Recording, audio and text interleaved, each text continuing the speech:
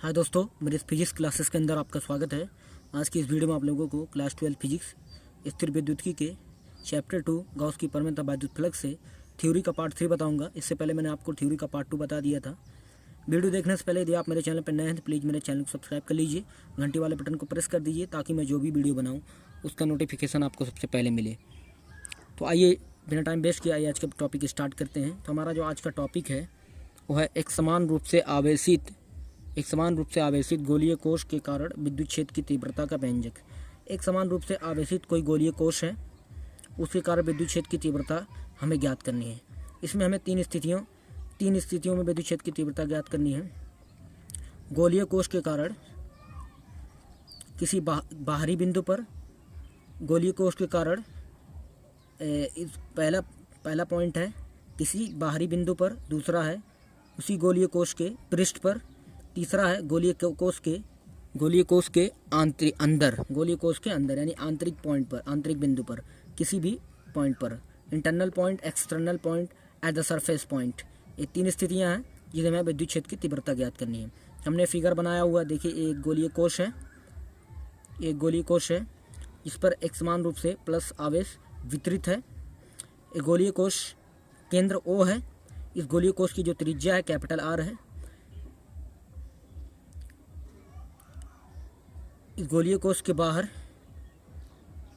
एक गॉसियन पृष्ठ की रचना की गई है, कल्पना की गई है। इस गॉसियन पृष्ठ का जो केंद्र है वो जो गोलीय कोश है और इसका गोलीय कोश का केंद्र और इस गॉसियन पृष्ठ का जो केंद्र, दोनों सकेंद्रीय है, यानी इस गॉसियन पृष्ठ का भी केंद्र यही है जो इस गोलीय कोश का केंद्र है। समझ रहे बात को? और एक अंदर एक गॉसियन पृष्ठ की रचना की गई है। ये जो गॉसियन पृष्ठ हमारा है इसे हमने P से ले लिया है और जो ये वाला गॉसियन पृष्ठ है हमने इसे P डैश दे दिया है, क्योंकि ये भी गॉसियन पृष्ठ ये P डैश हो गया। हमें ज्ञात करना है तीन स्थितियों में। पहले तो हमने गोलीय कोश से स्मॉल r दूरी पर, यानी ये जो गॉसियन पृष्ठ है उसकी त्रिज्या हमने स्मॉल r मान ली है। उसे r दूरी पर एक बिंदु P है जिस पर हमें विद्युत क्षेत्र की तीव्रता ज्ञात करनी है। बिंदु P पर एक अल्पांश ले लिया गया है dA, उस पर हमें विद्युत क्षेत्र की तीव्रता ज्ञात करनी है। इस अल्पांश dA का एरिया वेक्टर जो होगा dA वेक्टर होगा, जो जो अल्पांश है इसके लंबवत होगा। और विद्युत क्षेत्र की तीव्रता जो होगी, विद्युत क्षेत्र की तीव्रता वो भी इस जो एरिया है इसके लंबवत होगा। तो ये dA वेक्टर और E वेक्टर के बीच जो एंगल बनेगा 0 डिग्री बनेगा, क्योंकि एक ही डायरेक्शन में है, इसलिए इनके बीच जो कोण बनेगा वो 0 डिग्री बनेगा। तो ये हमने आपको समझाया जो फिगर था। आइए अब थ्योरी इसकी देख लेते हैं।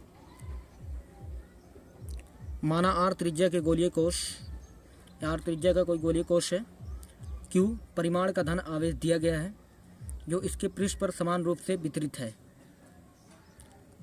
एक कोई गोलीय कोश है, इसकी त्रिज्या क्या है? कैपिटल R है, जिस पर प्लस Q आवेश यानी समान रूप से वितरित है। हमें इस गोलीय कोश के कारण गोलीय कोश के बाहर, इस गोलीय कोश के बाहर, ये गोलीय कोश हो गया, ये गोलीय कोश के बाहर पृष्ठ पर, इसके पृष्ठ पर कहीं भी गोलीय कोश के अंदर विद्युत क्षेत्र की तीव्रता का निर्धारण करना है। तो इसके लिए तीन स्थितियाँ हैं। तो देखते हैं, केस 1 देखते हैं, यहाँ देख लेते हैं।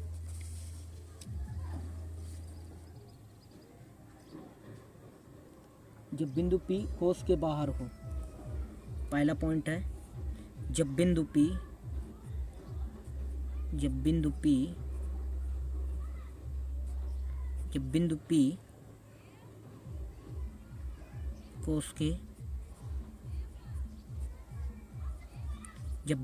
कोश के बाहर हो तो हमें निकालना है जो हमारा बिंदु P है कोश के बाहर हो तब। इसके लिए पहले देख लीजिए आप, अल्पांश क्षेत्रफल dA के कारण विद्युत फ्लक्स, अल्पांश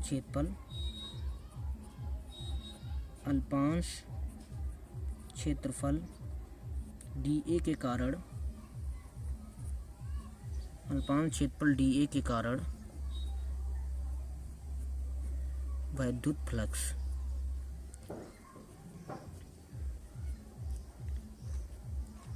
अब देखिए यहाँ पर अल्पांश क्षेत्रफल किसकी बात हुई, डीए के कारण हमको वैद्युत फ्लक्स निकालना है। तो ये अल्पांश क्षेत्रफल है, हमारा जो एरिया है, क्षेत्रफल है, वो अल्पांश है, इसलिए जो हमारा वैद्युत फ्लक्स होगा वो भी अल्पांश होगा, यानी उसे हम लिखेंगे डी फाई से। डी फाई बराबर, सूत्र हमने आपको पहले बताया है,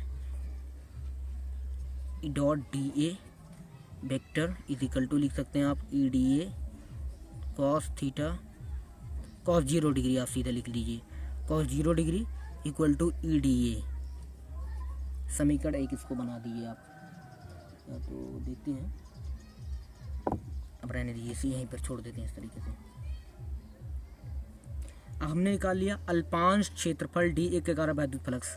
अब हमें निकालना है इस संपूर्ण पृष्ठ के कारण, संपूर्ण पृष्ठ के कारण बिंदु पी पर वैद्युत फ्लक्स निकालना है। तो इसके लिए नियम क्या होता है, अल्पांश क्षेत्रफल डी ए के कारण वैद्युत फ्लक्स हमने निकाल लिया, अल्पांश क्षेत्रफल जो हम डी ए के कारण, अब हम क्या करेंगे, अल्पांश क्षेत्रफल के कारण जो वैद्युत फ्लक्स आया है उसका अगर हम समाकलन कर देंगे तो इस संपूर्ण पृष्ठ के कारण हमारा वैद्युत फ्लक्स मिल जाएगा। तो यहाँ लिखेंगे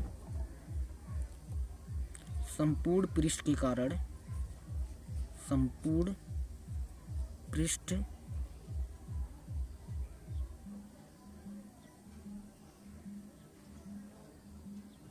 संपूर्ण पृष्ठ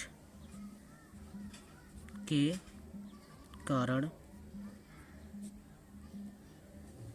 संपूर्ण पृष्ठ के कारण वैद्युत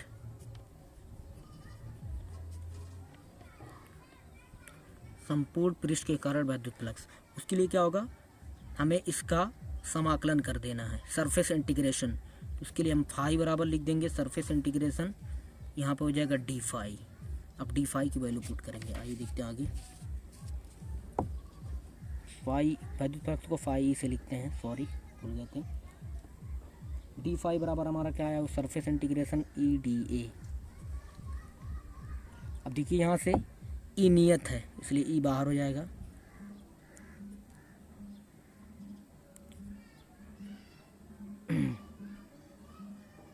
सरफेस इंटीग्रेशन डी ए। अब देखिए एक चीज़ बता दें आपको, सरफेस इंटीग्रेशन यहाँ पर डी ए इक्वल टू होता है 4 pi r square, 4 pi r square, तो हो जाएगा फाई ई बराबर ई, इतने का मान हो जाएगा 4 पाई आर स्क्वायर। अब लिखेंगे गॉस की प्रमेय से, इसे समीकरण एक आप बना दीजिए, इसे लिखिए गॉस की प्रमेय से, गॉस की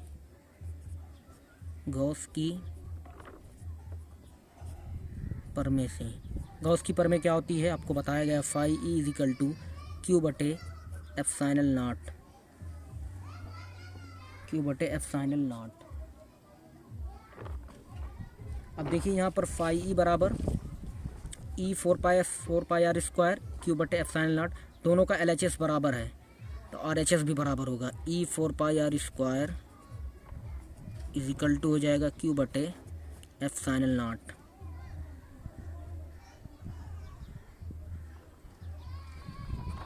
ये हो जाएगा, इसको और सॉल्व करेंगे तो आप ये आ जाएगा ई बराबर 1/4 pi epsilon not, 1/4 pi epsilon not into Q बटे आर स्क्वायर।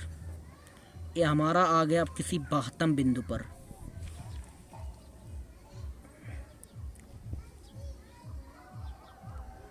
हमने निकाल लिया एक्सटर्नल पॉइंट पे। अब हमारा केस 2 होगा, केस नंबर 2। अब देखिए यहाँ पर लिख देंगे हम, जब बिंदु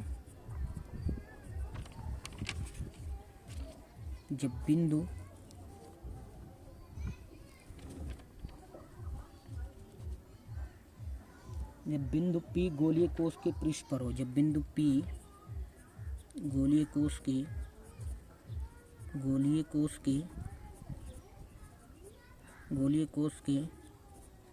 पृष्ठ पर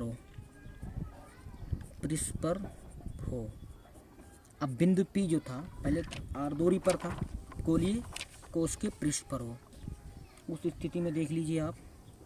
अब इस स्थिति में देख लीजिए आप, यहाँ देखिए ये बना हुआ है, ये गोलीय कोश है हमारा, और ये गॉसियन पृष्ठ हमने कल्पना की हुई है। अब जब ये पॉइंट P अगर इस पृष्ठ पर आ जाएगा तो जो हमारा स्मॉल r है वो कैपिटल R के इक्वल हो जाएगा। इस गोले की हम बात कर रहे हैं, इससे पहले हम इस गोले की बात कर रहे थे, अब इस गोले की बात करेंगे तो small r is equal to capital R हो जाएगा। ये त्रिज्या जितना हो जाएगी, ये त्रिज्या कैपिटल R है तो स्मॉल r बराबर कैपिटल R हो जाएगा। इस स्थिति में ये हो जाएगा स्मॉल r बराबर कैपिटल R। तो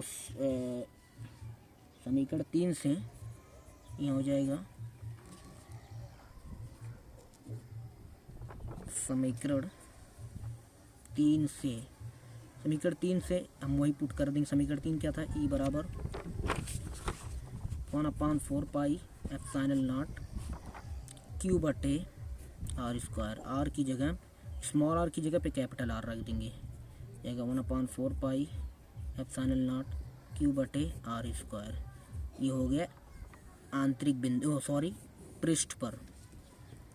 अब आइए थर्ड पॉइंट देखते हैं।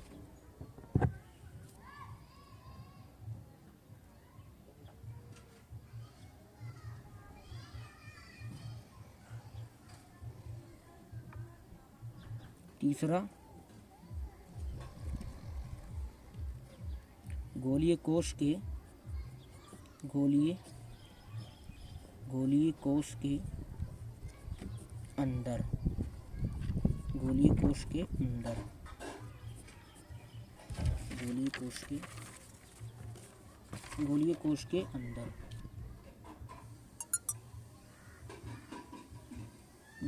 अंदर निकालना है। तो देखिए एक बात बता दें हम आपको कि जो गोलीय कोश हमारा है इसके अंदर हमने एक गॉसियन पृष्ठ की परिकल्पना की हुई है P डैश से। तो इसके अंदर देखिए कोई आवेश नहीं है, यानी Q का मान जो है वो शून्य है, हमारा जो आवेश है वो शून्य है। यहाँ देख लीजिए, आप रख दीजिए Q बराबर 0, तो फाई E बराबर हो जाएगा इंटीग्रेशन DE/dA बराबर Q बटे एप्सिलॉन नॉट। ये हो जाएगा E 4 pi R square is equal to Q बटे एप्सिलॉन नॉट। क्या हो जाएगा, Q बराबर 0 पुट करेंगे तो E बराबर हमारा आ जाएगा 0। अब देखिए हम इसको आपको समझा दे रहे हैं। फाई E बराबर हमारा क्या होता है, क्या आया था हमारा EDA हमारा आया हुआ था, हमने सॉल्व करके निकाला हुआ था। तो फाई E बराबर Q बटे एप्सिलॉन नॉट भी होता है, इस सूत्र होता है गॉस कीपर में।